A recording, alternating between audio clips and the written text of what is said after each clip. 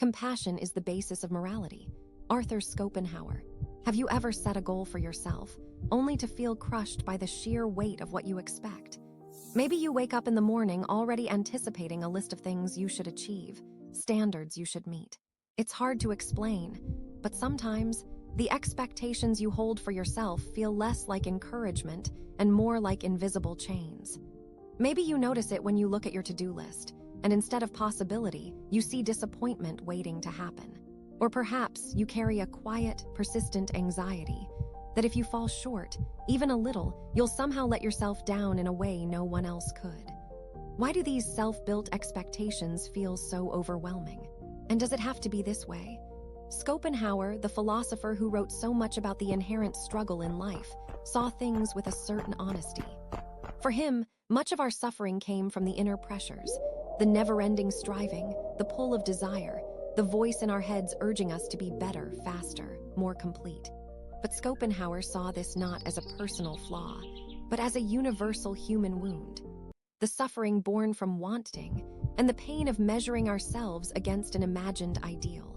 He believed that the key to easing this suffering was compassion, first and foremost, for ourselves.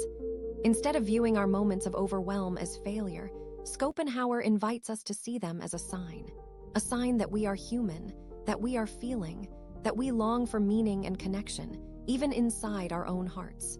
Rather than pushing ourselves harder, maybe the gentler path is stepping back with understanding.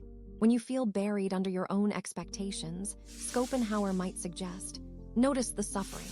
Attend to it, not with judgment, but with care. If we begin living with this shift, with self-compassion at the core, something within us loosens. Maybe the to-do list doesn't disappear, but the way we hold it softens. Instead of demanding perfection, we practice patience. We begin to treat ourselves as we might treat a struggling friend, not with blame, but with gentleness. This doesn't mean giving up on growth or effort. It means remembering that humanity grows best in an atmosphere of care, not criticism.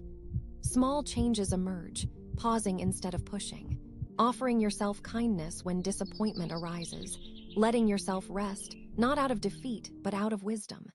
If this speaks to something in you, consider subscribing.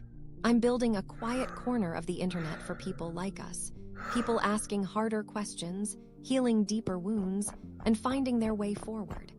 Drop a comment if you want me to explore something specific next. I'd love to hear your story.